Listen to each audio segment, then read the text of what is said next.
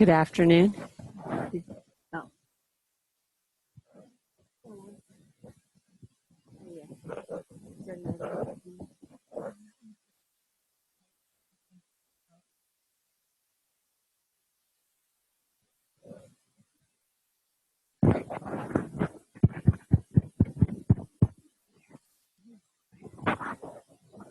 So I have to talk really close. Can you all hear me? You can. Okay, good afternoon. Is there people on the video also? So stand here and look that way. Okay, hi, people joining us in the room and via the web. I'm Patty Mabry. I'm the executive director for the Indiana University Network Science Institute. Today we're here to discuss the Observatory on social media, and Giovanni will be here to tell you about that shortly. I just wanted to let you all know that we have a few events coming, or at least one that you should mark in your calendar is Monday, the 22nd at 3 o'clock. It's in this room. Yes, in this room, 3 o'clock, meet the IUNI research scientists. So there'll be several of those folks on hand to present material to you about what they do. And I think it'll be interesting if you're interested in network science. I also wanted to let everyone know in the room and on the web that if you have an idea for an open science forum, that's what these are. It's meant to be open. Anybody can do it. So just let us know what you're interested in doing. Some people want input on their grant proposal ideas. Other people want partners. Other people want to report on a work in progress or a data set. Or we've had all kinds of uses for the open science forum. So just know. Without further ado, I'm going to introduce Giovanni Giampaglia. I guess I'm going to mention a few people to thank, though, first. He's busy. People to thank are Anne McCraney, who's been helping us put these together. So thank you so much, Anne.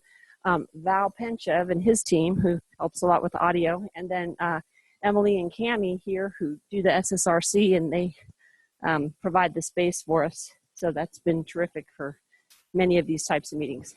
So I'm going to go ahead and let Giovanni take the floor. Not yet. Yes? Okay, Giovanni Giampaglia is one of our research scientists who's been intimately involved in the development of Observatory on social media. He'll tell you more about it. Okay.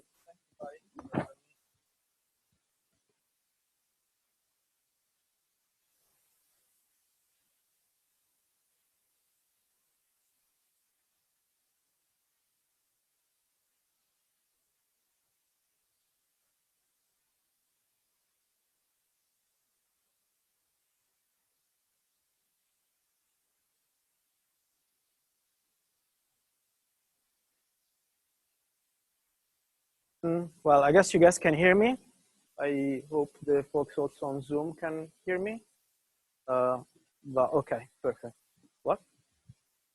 Oh, thank you. Thanks, Patty, for the nice introduction.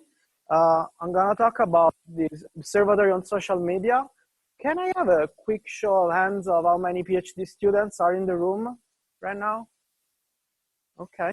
And how many faculties? Good, good, great, thanks. So this is the Observatory on social media is a collaboration. Many people have worked on it, and but in particular, these three groups are been instrumental. The IU Network Science Institute that we called IUNI, CNET, the Center for Networks and Complex Systems Research at the School of Informatics, Computing and Engineering, and the Digital Science Center also at the School of Informatics, Computing and Engineering. I'll have below a slide with a lot of names later, but I want to acknowledge all the various people that have put a lot of effort over multiple years. Let's see if this is.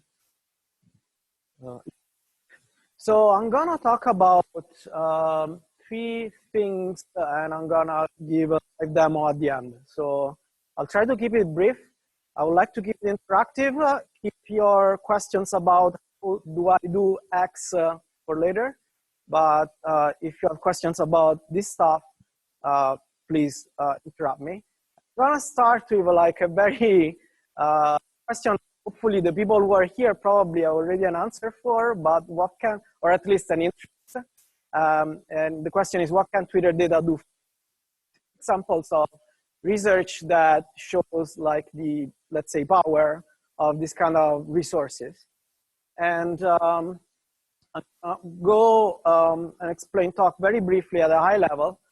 I don't want to bore you with the technical details, but I want to give you at least a high level of what is this observatory, what is this new API that you may have heard about.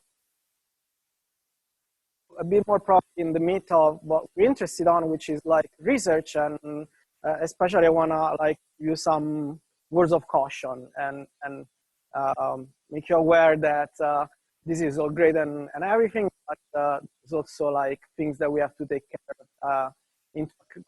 take into account as researchers when we confront ourselves with a source of data. So, and then of course the demo, but I'll keep it very short as well. So, okay, so you heard that there's Twitter. You may have heard that there's a lot of things like papers coming out of Twitter. And the thing we've been curious about is like how popular is Twitter among researchers. And I did a very, very quick scientific exploration. So this plot gives you the relative frequency, let's say the amount of scientific interest toward Twitter. This is taken from Web of Science, which is one of the sources that we have on campus that allows you for all kinds of scientific papers. And I basically just did a query searching for all the English articles that talk about Twitter, and then this is relative to all the articles that Web of Science over the years. And so you can see Twitter was founded in 2006. At the beginning, pretty much, there's a few papers, one or two, the very few people that are really into these new things. But you can see that like interest has gone up. And one could maybe see some traces of an exponential growth at the beginning, some linear steady rate of increase, but it's not very important. You might ask, okay, like, and this is again it's relative frequency. So you could say that it's like 4 papers every 1,000 mentioned Twitter in some form or another, which is quite interesting. But you might say, okay, is that very little? And so I went again and searched for holes again on Web of Science, and you can get an idea that 8 papers every 1,000 that talk about black holes. It's actually going a bit down, so maybe by 2020 Twitter will catch up with black hole physics in science. We hope not. So that gives you an idea, and but let's go into some more practical details. Why is like clearly, if there is a lot of interest, it means that some people have shown that there's something to it. You Twitter, you've seen like your memes or this kind of stuff, and you're thinking, okay, but like concretely, how people have been using this data source. The first example, I think, this is one of the most clever that I've seen so far. Papers published on to put it to use for something other than just, I don't know, counting memes and this kind of stuff, but really actually trying to see if there's an impact or like a usefulness in the real world. And this is from these 3 to use Twitter as a sensor for earthquakes. And years ago, I think from 2010. And what they're arguing is like, you could use it as a sensor in similar way to the way like people in, I don't know, computer sensors, and they try to make sense of what's in it. You, of course, you have to take about it. You have to do some kind of like transformations of this data and so on. I will talk a bit about later. But an interesting thing is that tweets are geolocated, meaning that if I'm sending a tweet from a smartphone and the smartphone has GPS on, then the tweet will be augmented with the actual coordinates. This is back in 2010. People were not really, they don't care much about privacy concerns. So there were a lot of geolocated data. And the picture actually shows an example of trying to estimate the epicenter of actual earthquake based on tweets. So each of those pins is tweeted. The color codes, it says that I think color means that they're later tweets. These are all tweets that mention an earthquake or something related to earthquakes. And you can see that if you look at the red cross, the actual center as measured by actual instruments, and using different machine learning techniques or simple median estimation, you get something that's it's off, but it's not that off, I would say. But the really interesting things that I think that made this paper really, really famous, it actually I think has now signals they built what they called an early warning system, and an idea basically you would send kind of situations you send a warning very early. Compare actually the time at which they send their emails based on the let me see if I can actually use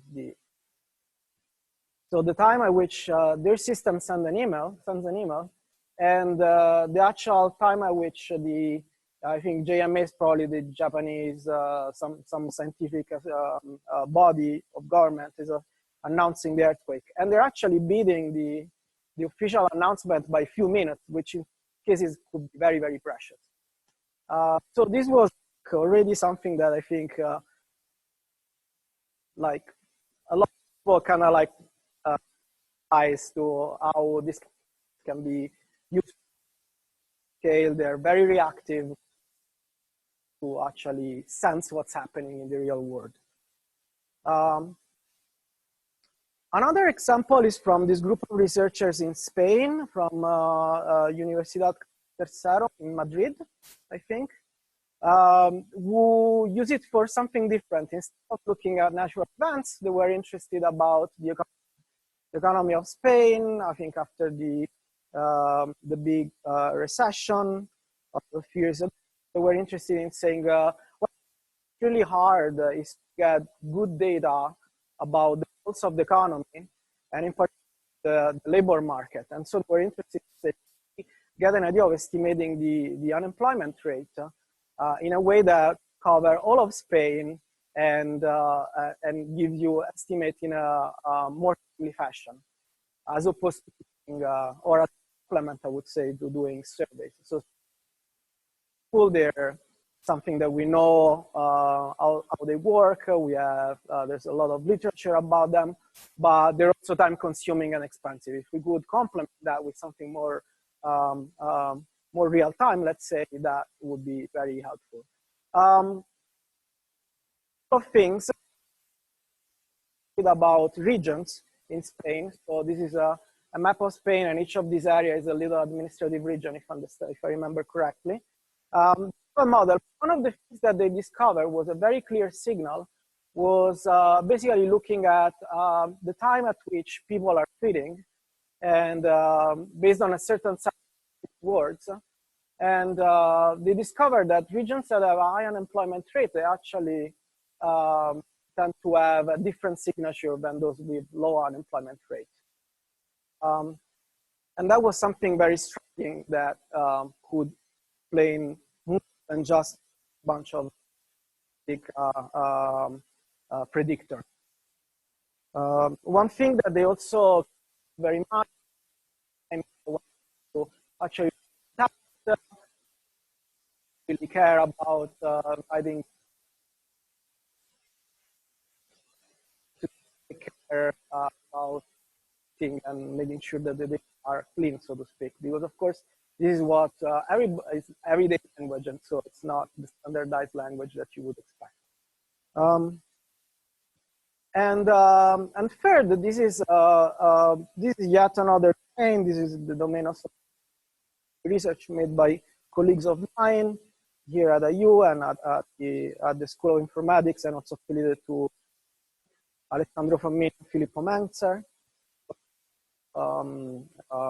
PIs of the observatory. And these have has to do with Occupy Wall Street. So you may remember this very important social movement about raising issues about income inequality. One very simple analysis they did was to just look at tweets about Occupy Wall Street. And just by looking at the peaks of activity, they were able to reconstruct the salient events. So if you remember, the original call to action was saying, see you on September 17th, which is, when is that? It's about here. And you see the initial protest. And so each peak here corresponds to a salient event in the news about the evolution of this movement. So this is also something where like scholars that would track and try to understand how social movements unfold can have a very, very powerful alternative to just go on the field, which sometimes is very hard, also because social protests are inherently unpredictable. And of course, you have to do field research. So again, another powerful complement. Okay, so these are just 3 examples from the different fields of study. One was basically earth sciences, another one labor economics, and the other one is sociology of social movements. So this gives you an idea of how people from very different, disparate backgrounds have been looking at Twitter as an interesting source of in the data themselves, and just in this observatory. So you heard about this observatory on social media, and if you read the email with the announcement, it was talking a lot about an API, something that will probably give you data, hopefully. So if you've done some research, so Twitter is very, very interesting as opposed to other social media like Facebook, because for them the data are a commodity, and they like to sell it. They like to also give some of it for free, and these things can get a little bit confusing when people say, "Oh, I got the data from Twitter," and you don't really know, okay, but which level of service did you use? The different tiers, quality standards in terms of data sampling, and so on. So recently also they rolled out some premium APIs, which is something like in between the free access and the enterprise access. But basically, to give you a very quick idea, it currently is using the enterprise API level. So this is data that is coming from sampled with like the algorithms that the random sample and so on.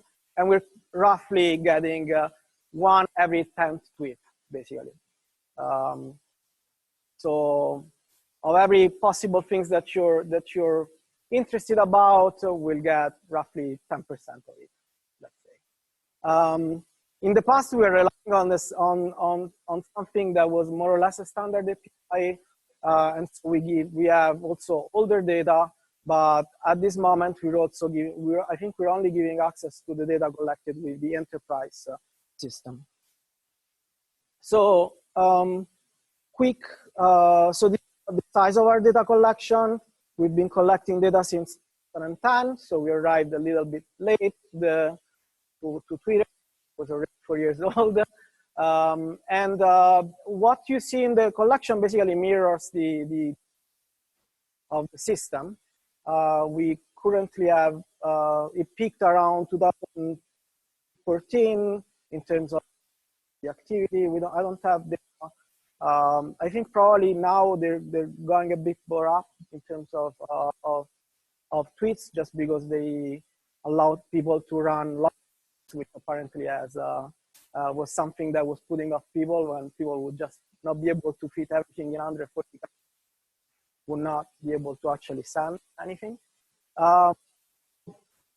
And yes, we have roughly 1.6 billion tweets every, this is weekly.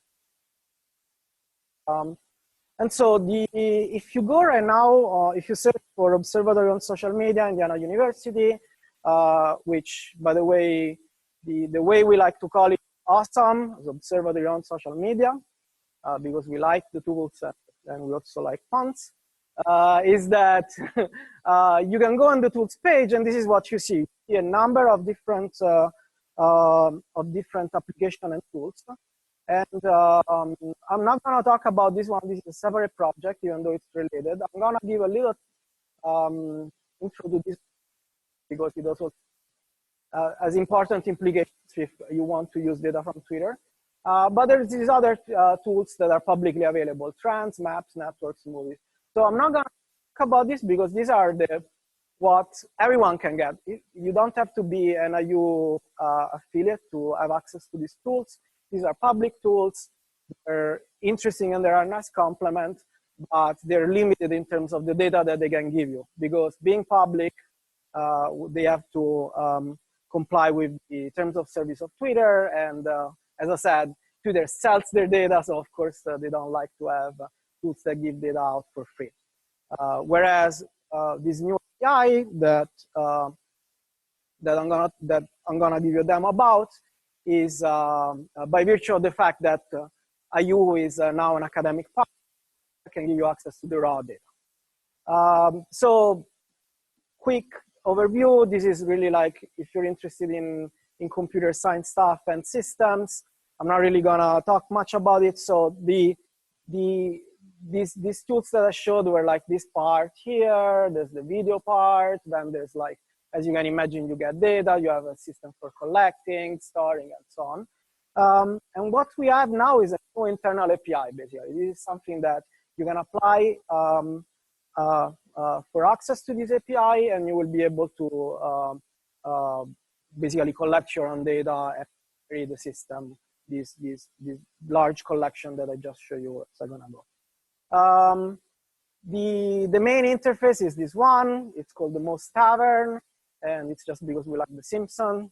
But it's a very simple user interface that lets you build your own query, similar to what you would do in Web of Science. You build your own query, you select a data period, you select some terms and data out of it. I will show you how to do it.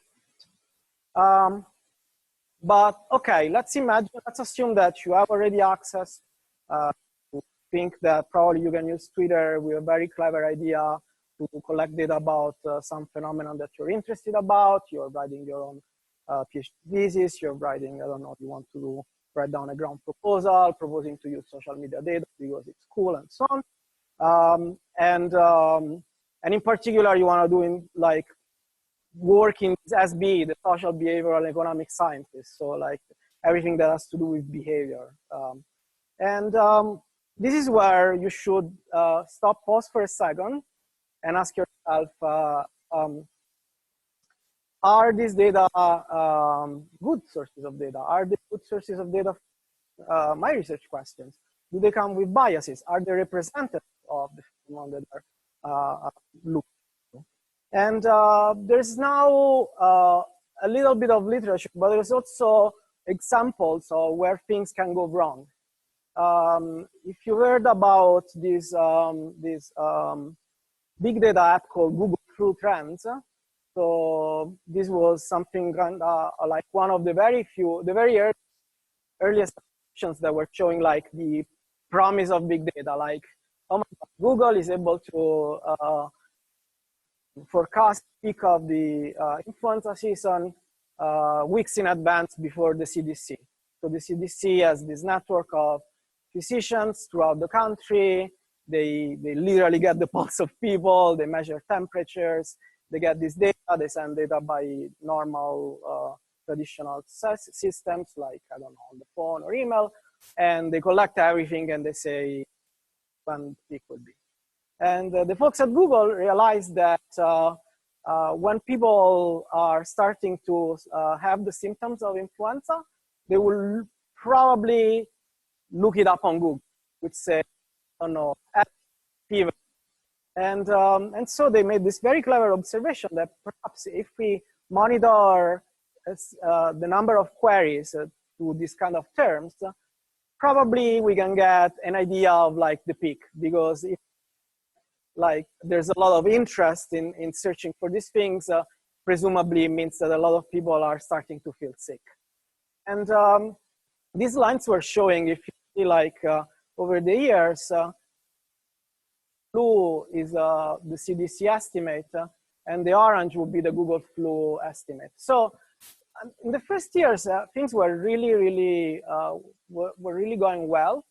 And as I said, this data will be available much earlier than the CDC data. So for several years, I mean, everybody was thinking, oh my God, this is great. Data are really like working as sensors. They're faster, they're cheaper. This is amazing. Then these researchers here noticed that the estimates were starting to go off until at a certain point, basically the estimates from Google started to peak more or less at the same time, but giving much larger, to the point that Google would estimate more than double the CDC actually was able to from the traditional methods. So basically, like at a certain point, this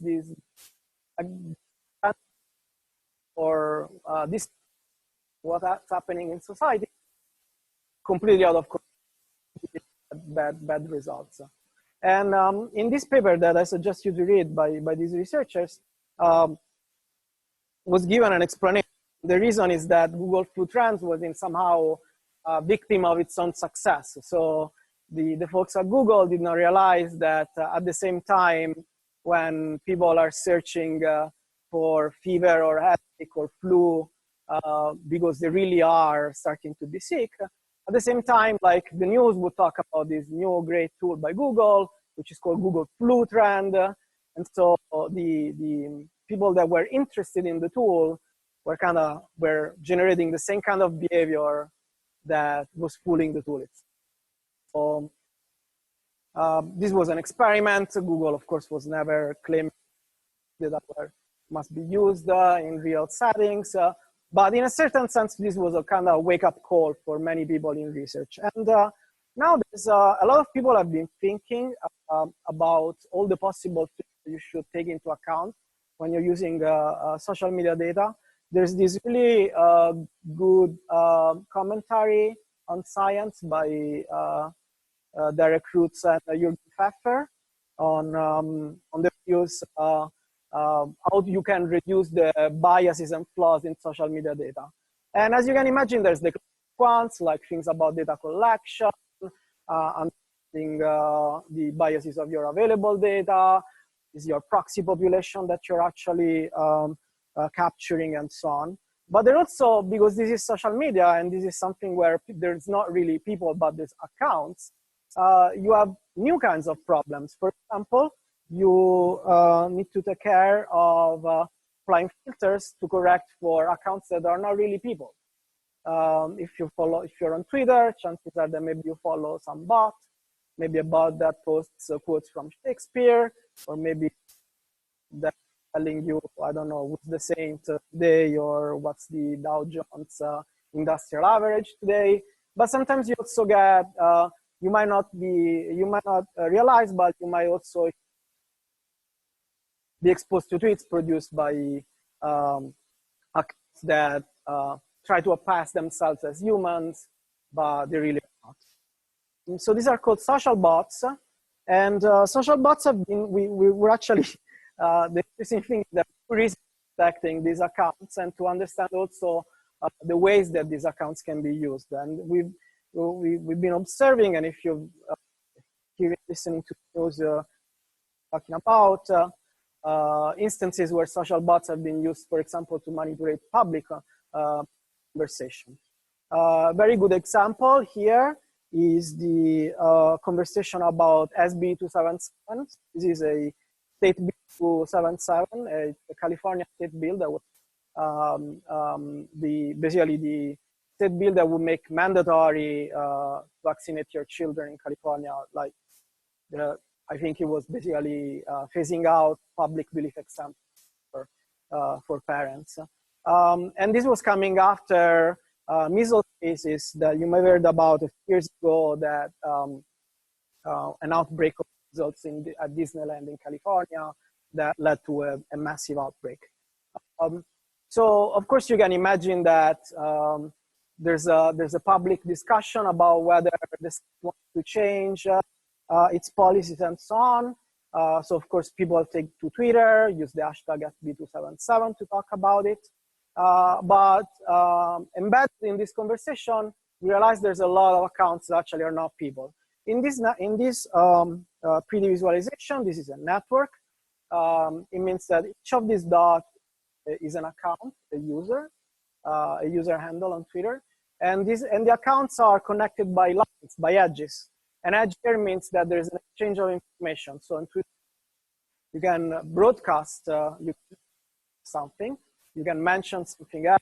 On Facebook, you would share and so on. So this network, in a certain sense, gives you the full picture of how the conversation, the information about what we're talking about is spreading over the social network. And here, the color codes for the confidence with which we think that an account is actually automated. I'll get in a second to how we compute these tweets, but one interesting thing is that, first of all, red means that the accounts are social bots. We are very confident, the more red it is. And the more blue it is, we're more confident that the account is actually a human. We look at the signature of how of their activity, and I'm gonna give you in a second the nuts and bolts. But one thing here is that you see circles have different sizes. And the size of a circle here represents the number of retweets. So their influence. If I get retweeted 1,000,000 times, probably like there's a lot of people that are reading what I write, right? And so you can see something really concerning is that there's a lot of red dots. They're actually quite large. So, for example, if you were interested in understanding the what's the word, the opinions and the attitudes of Californians for this SB277, just using the raw data that you get from Twitter will give you a very, very misleading picture. So in a certain sense, what you want. So how to do that? At IUNI, we also work, as I said, on Observatory is the tool that we use to produce that piece of graphics. It's very quickly, it's basically a machine learning classifier trained on a sample of data collected of bots that we keep on retraining every now and then, and basically gives you a number. If you give it, for example, an automated account, so this is for one of those automated accounts that I was talking about, an account that just was the same thing, maybe every day at 7 a.m. and does it like 100 times a day. Then you will get a score of how much we believe that this account is automated. So using this data, you can, for example, set a threshold and say, okay, I want to remove all the accounts that Bodometer thinks are about 50%. So this is one of those encourage you to look at the paper, and feel free also to ask me for more literature about this. But this is pretty much the end of the first part. And as I mentioned, this is the work of a lot of people that are included in this publication. And if you want to read up more about the public tools, you can go on this one. If you search for this, it's on PeerJ Computer Science. So before I move to the demo part, are there any questions about this this part I just spoke about? Let me check if I think there's several people on the chat. So audio was breaking up for some people. Any questions? Yes?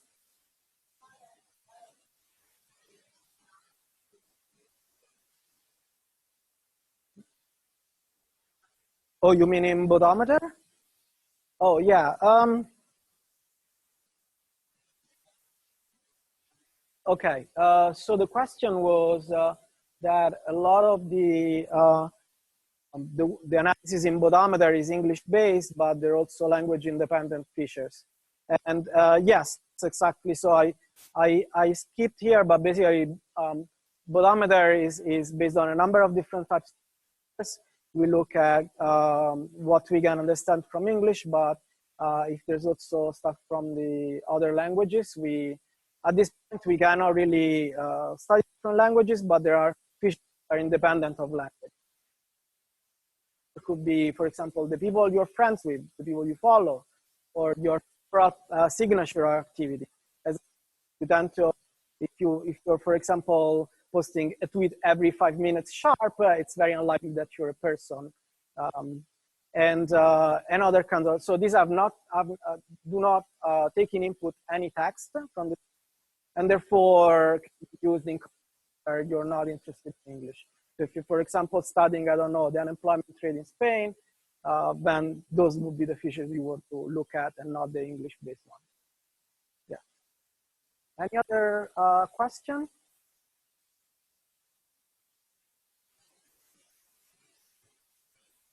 All right. I don't know if from the chat, let me just check. Oh, well.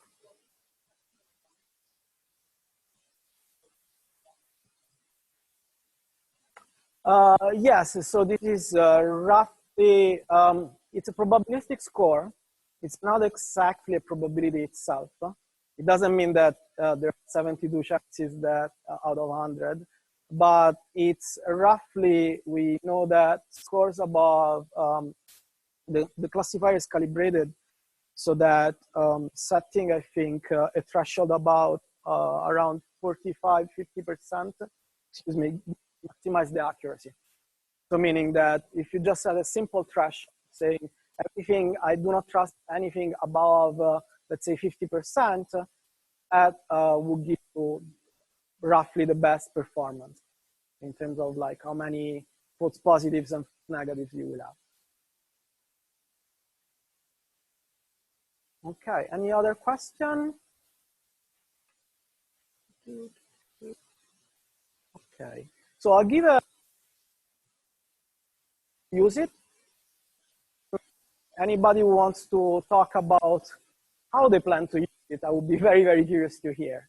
So now I'm gonna switch from the Google Drive. I'm gonna actually walk you through, let's say, what you will need to do from like, as you walk out of this room and go back to your desk and you say, okay, I wanna use this data, what do I do? Let me, so the, as I said, you can search for Observatory on social media on Google.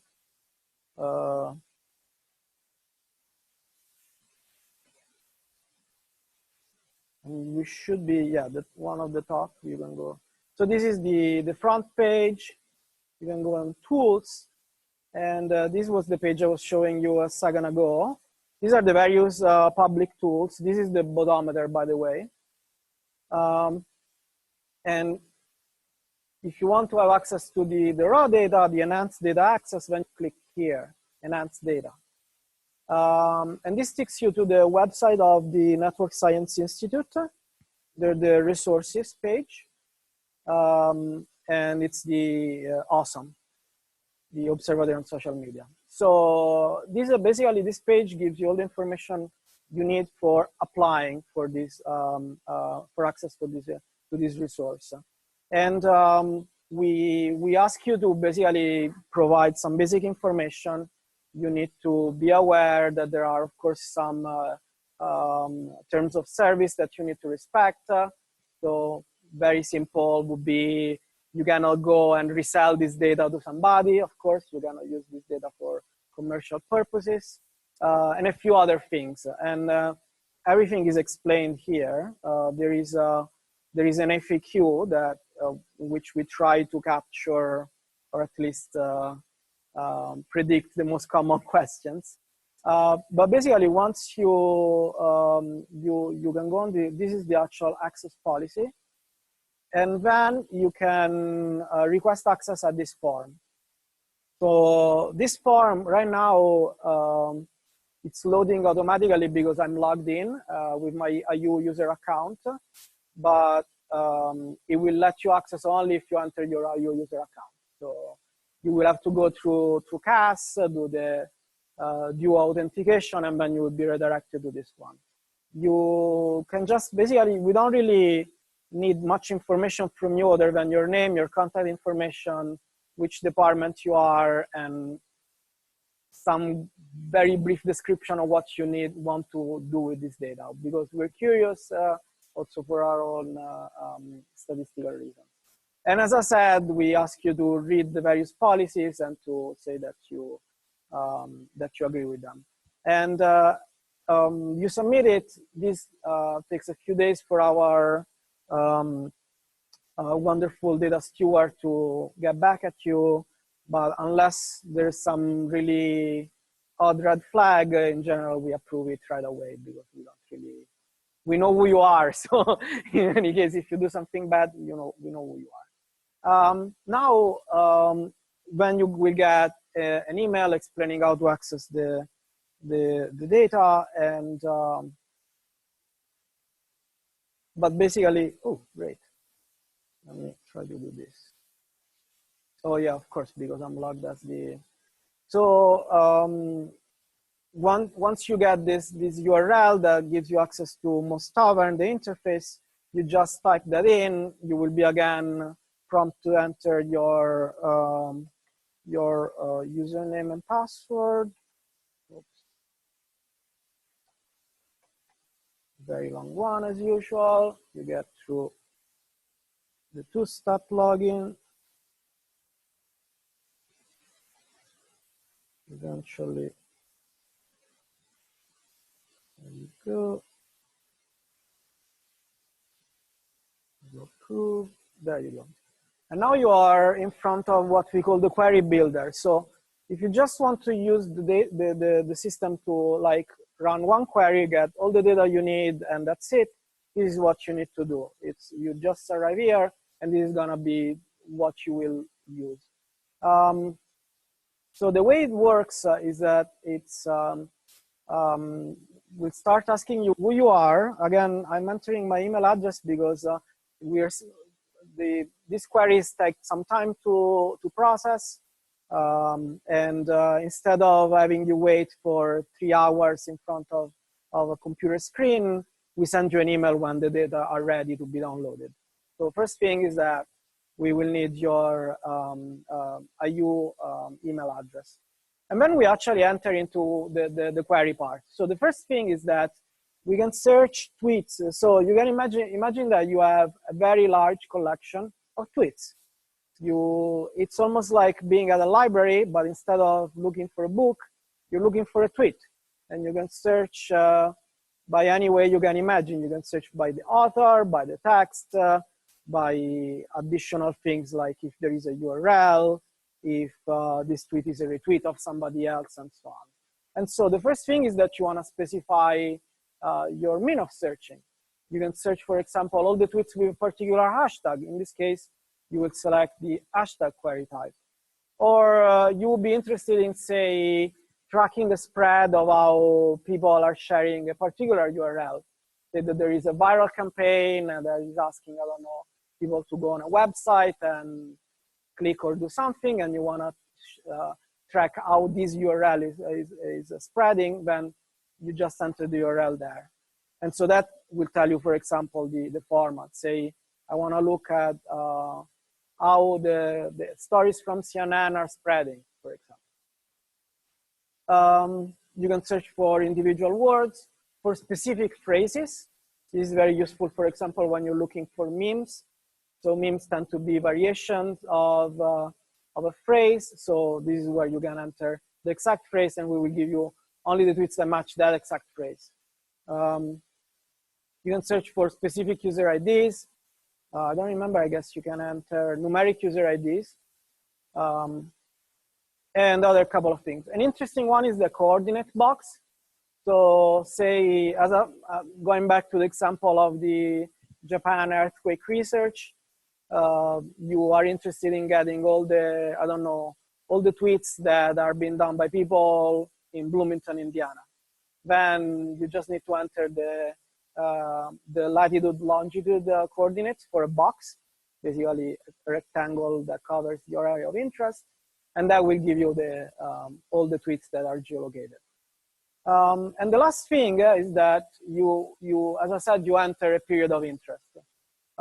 It would be great if we could give you all the data immediately from the past 10 years, but many times that means that it would be much more work for us. And sometimes you're only interested in, let's say, give me only the tweets from yesterday. So it doesn't really make much sense for us to go and search for everything if you know already what you're looking for. You mean this one? Yes, you cannot combine, yeah. So usually the best way is to go for the criterion that will give you all the data, and then you get the data and you apply your other criteria. So imagine that in Bloomington, of the tweets in Bloomington, you're interested only in the tweets that talk about IU, then you first get the coordinate box that gives you all the tweets from Bloomington, and then once you have the raw data, you can go through with your own laptop, with your own tool, and search only for those that contain the hashtag IU. It's JSON, but it's basically a textual output, text file format. You can open it and you can actually read the data. I will show you the example. Okay, perfect. So yeah, you basically enter, you have a nice calendar. You have to enter also, usually I do 1 p.m. Let's say I can search for the last 14 days. And then at the end of it, you can specify what you want. You basically give you 3 options. Probably the one you would be most interested in is the tweet content. You get the whole data. Sometimes for certain uses, you might only need the IDs. That it's faster because we just give you the number of the ID. This ID will univocally identify that particular tweet. But in probably most cases, you will be interested in the content. There's also the heat map option, which we basically like, especially which works great in conjunction with the coordinate box, but also with all the other ones. You get actually a density plot, data to build to plot the density over geographic space. So let's imagine, well, now coordinate box is probably too complicated because I don't remember any coordinate box off the top of my head. But let's say we can look for, I don't know, donuts. Apparently somebody searched already for donuts. And what's happening here is that I'm searching for, so this thing is actually a summary, this little box of your query.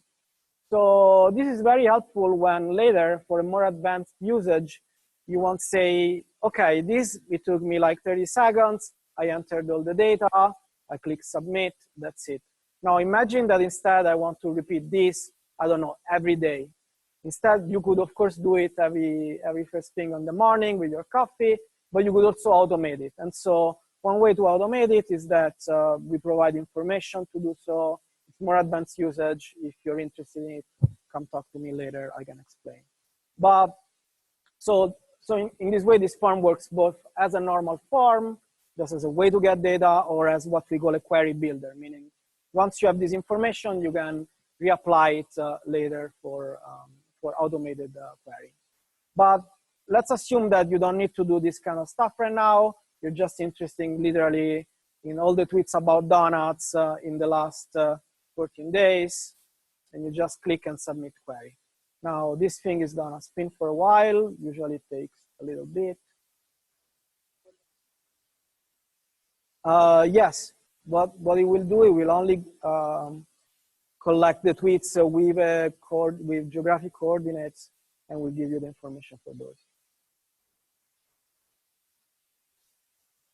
Now, in this case, I switch back to the hashtag. So now I'm gonna get all the tweets that have that hashtag.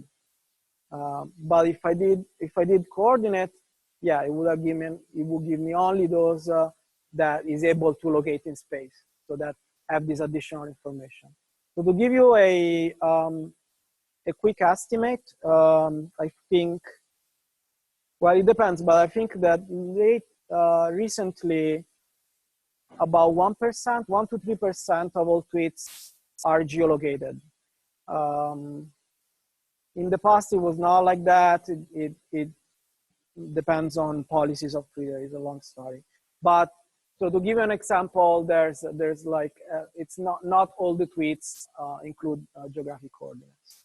But of course, you can be clever. There are many different ways to actually pinpoint a tweet to a location. In the interest of time, I cannot describe more, but there are different methods. So here, let me see if I can. So we waited a little bit and we are redirected to this page. I'm not gonna show it to you, but at the same time, I got an email in my inbox saying your data are ready, come fetch them here. And if I clicked, I would be taken to this page. And this is basically just a very simple page that gives you some information. This is really like important if you're interested in, if something goes wrong, you can look at the error log. This is not really useful for you right now, but it also gives you what's more important, the data. The data here are coming in this format. Oh, wait, I did. Oh, I searched for a post count. Sorry. Oh, actually, yeah, I did a heat map. So I forgot to switch back. Oh, yeah, so this is the output type. So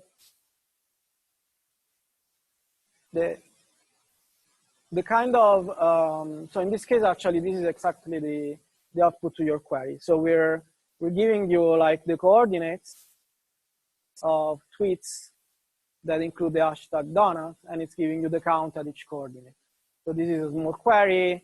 It's not producing many tweets, many hits, but it's giving you something. These are latitude, longitude, and the number. Let's go back to another one. Probably more fun would be to actually get the, so if I'm looking for hashtags and I search donuts, so my output type now has changed because if I search by hashtag, I can actually search, I can produce many more different types of outputs. Each of these, by the way, is explained. If say, I can click on this tooltip and it will explain me all the various options that you have. But the simplest one that I was mentioning to you would be the tweet content. So let's redo this query again, the donuts query, but this time let's ask to actually get the actual tweets and see what people talk about when they talk about donuts, which you can imagine, or maybe not. So this again will take some time. It's spinning, it's running in the background. I can give you, I don't know if I, yes. Mm-hmm. So the best contact is us. There's so the IUNI has an IT team. In the email, I think we provide when we give you access, we also give you the contact information. But basically, the easiest is to get in touch by email to the address that is listed in the confirmation email. Otherwise, yeah, I guess that's probably the simplest. There are other ways, like you can use GitHub, but it's probably the simplest is to send us an email. It's a mailing list where basically all the team is subscribed to this mailing list, so everyone gets the email and we can get back to you. So what's happening right now is that it's using the MapReduce technology. The query, there's not really a query language per se. Basically what's happening is that as you build this query with that tool, each of those combinations corresponds to a specific type of query that spins a MapReduce job and collect the data, computes, for example, in that case before the heat map frequency, and gets the data back to you. Automating means that if you want to, for example, run the same query or variants of the same query automatically, then you basically just can hit the endpoint automatically instead of like having to enter everything manually and clicking submit. That's the automation I'm talking about.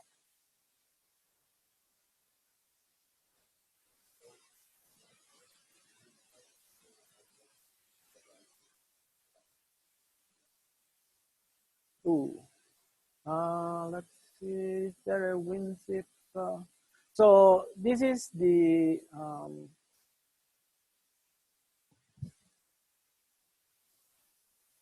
let's see, no, this is not working. So this is the output of the other query. We can see that it produced, so this is again the arguments that you gave. It found 696 tweets. And this is the data. Now, unfortunately, it looks like this computer does not have a WinZip installed. That's odd. But basically, in this gzip compressed file, you will get a text file with the actual tweets data. Let's see if I can get a way to. No. Oh, okay. So I'm sorry, I wanted to show you the actual data format, but we'll have to do it another time. But basically, so in this case, you just get a file that you can download and you can process it later. So each tweet here is a line in this file, and you will have 696 tweets in this. So yeah, that was the summary of how to use it. Of course, as I said, there are different ways if you want to do automated queries, if you want to do a bit more sophisticated things. We also provide ways to actually compute these networks. So the network that I showed you before, you can create a retweet network. For example, get an edge list. In this case, well, donuts will probably not produce many, but this might get an actual uncompressed file. But anyway, any other question? Do you have any doubts, comments? Giovanni, can you hear me? Let's see on Zoom, there's people. Giovanni, can you hear me? Let's see. If there's interest, we can plan another one later this semester. I don't think, I think the schedule right now for the Open Science meetings is pretty open. You're also more than welcome to send us an email with like more of your use case and what you're interested in. But definitely, yes, absolutely would be more than happy to give you more examples. So this case, for example, this is a network, meaning that this is called an edge list. So yes, these numbers are tweet IDs. So each number identifies a Twitter account. And the number here tells you how many tweets have been retweeted between this person and the other person. So this is the building block that you would need to produce one of those visualizations that I showed to you before. Sorry? So the first two columns, the first two numbers are identifiers. So each number here identifies an account. And then this is the so-called weight of the link, meaning how many retweets can be between those two accounts. In this case, it's an edge. So if I retweet Patty, for example, I want to know the information that something that Patty wrote was retweeted by me. So I need two pieces of information to identify that. And then if I, for example, retweet Patty 20 times, that would be 20 here instead of 1. Yeah. Okay, I think I don't see Oh, I see a question from the chat from Chris. Is it possible to specify more than one output attribute for single query? Not at this time. Again, the simplest then is if you need to do more things is to get the raw data, the gzipped file that unfortunately on this computer does not open, and then rerun the actual computation.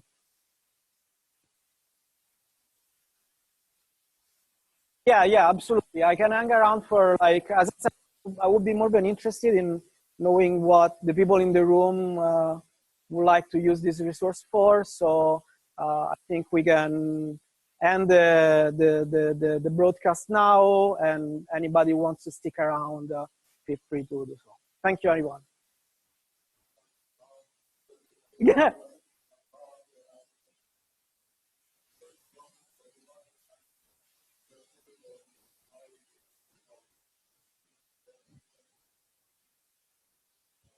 Yes.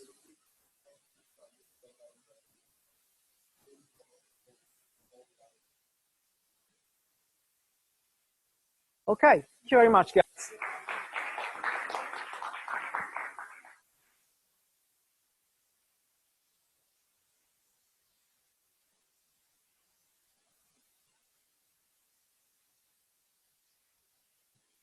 Okay.